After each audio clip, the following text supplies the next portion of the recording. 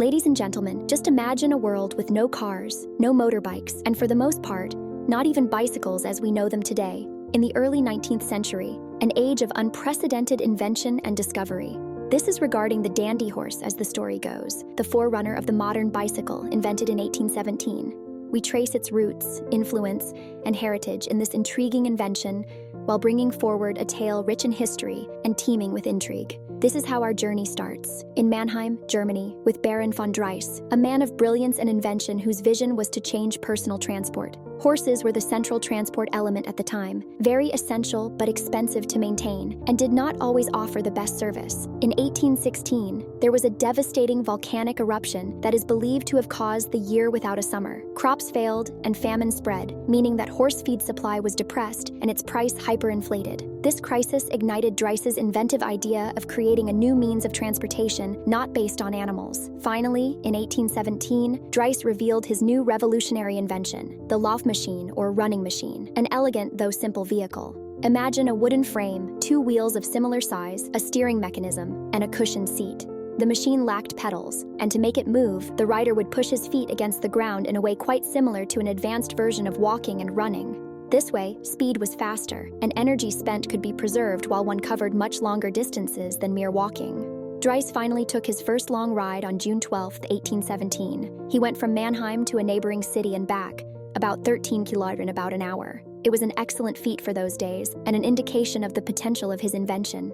Considering the public's marvel, it became apparent fairly quickly that the Lauf machine would be spread far and wide, especially among the well-off, who could afford this novelty contraption. As history shows us more clearly the implications of the dandy horse, it becomes more crucial to place it within the proper context, culturally and socially. The 19th century offered a limited number of transportation options. The dandy horse opened up an area that could not be traveled through before, and gave an independent feel to anyone using it. That meant that it was easier to travel without horses and at a greater distance, making it essentially useful during an agricultural and economic hardship-marked epoch.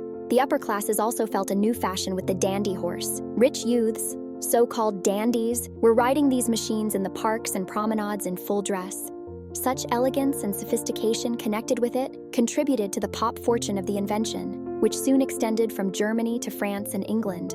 Just imagine, crowded city parks, smartly dressed men and women, the steady clack of wooden wheels on cobblestones, and the sense of freedom as riders made their way around the city. More than merely transportation, this was a social revolution. The spectacle as quickly moving dandies paraded through on their Laufmaschinen must have been hypnotizing and mind-boggling in the most entire fashion at the beginning of the 19th century. However, even for a dandy horse, the path was not smooth. The streets at that time were not prepared for wheeled movement. They were often rugged and contained many obstacles, respectively making rides on the Laufmaschine quite bumpy or even perilous. In any case, this did not prevent enthusiasts from embracing the new mode of transport, and improvements to the design continued in numbers. The dandy horse continued to evolve during the 1820s by adding features like improved steering mechanisms and more comfortable seating. Nonetheless, the critical issue was the lack of pedals. Riders still had to push forward with their feet, which was effective, only not as efficient as possible. This limitation led to new designs and finally resulted in the invention of the modern bicycle. In the mid-19th century, French inventors like Pierre Michaud and Pierre Lallemand adapted the dandy horse and fixed cranks on the front wheel, inventing the velocipede. That was a crucial improvement since it allowed the riders to achieve more incredible speed and efficiency, setting up the background for today's bicycles. The velocipede, sometimes called the bone shaker because of the rough ride it provided on cobblestone streets, was in great demand and represented the next step in the evolution of personal transportation. The story of the dandy horse did not end with the coming of the velocipede, for the continuous evolution of bicycle design went on through the 19th and 20th centuries, much of it because of the foundational principles lying down in Dreis's invention. From improved chain drives to pneumatic tires and ever better braking systems, these are all refinements on the basic idea of a human-propelled, two-wheeled vehicle. But let's also take a moment to think about the social impact that this invention has had. Bicycles were depicted as an emblem of personal independence, especially for the ladies, in Victorian times. The ability to travel under one's power and at will was undoubtedly a significant step towards the fight for gender equality. Women even fashioned dresses for riding that were less awkward and confining. the bicycle was a powerful symbol that enabled women to break away from home and experience the world on their own terms. Moreover, the dandy horse and its later models had another sectorial impact on urban planning and infrastructure development. The need for smoother roads and better paths improved public roads to the benefit of all means of transport. The spillover effects are still seen today in the new emphasis on bike lanes and pedestrian-friendly urban environments. But the dandy horse was much more than a vehicle. It revolutionized. It brought about a sense of adventure and exploration that inspired each person who wants to explore beyond his immediate environment. This spirit stoked innovation and curiosity, cited to steer technological advances up to the facets currently seen. The dandy horse also played a crucial role in shaping the recreational landscape. A new concept known as leisure riding started where people took time to go out, simply for the fun of it, in parks and the countryside. This was a marked shift from considering transportation a means to an end in itself.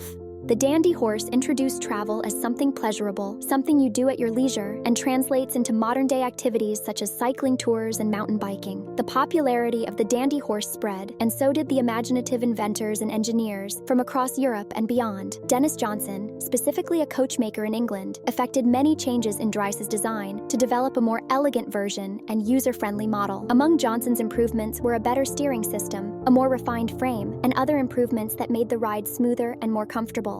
This design, known in England as the hobby horse, was adopted in very widespread use. The dandy horse also provided much influence on the industrial and economic landscape.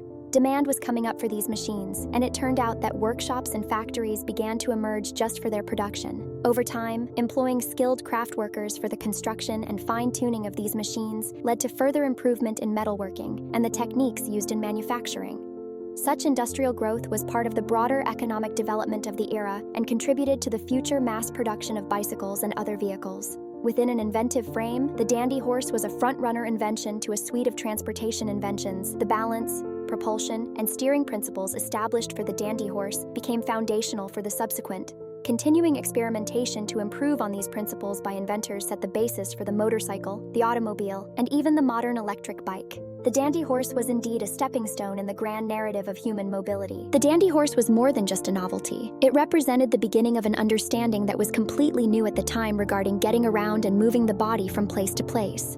More than that, it would eventually lead to the invention of bikes, motorbikes, and then, of course, cars. In its impact, this innovation has rippled through to the present day, where we are still searching for an effective, sustainable mode of travel. The history of the dandy horse is an interesting one because it draws a vivid picture of the history of transport. It points out how inventors like Karl Drais were able to provide solutions to practical problems with ingenious solutions. It represented progress and proof of the human spirit toward exploration and invention. We now pedal our modern bikes or drive our cars thanks in great measure to these early pioneers who set the wheels of progress in motion.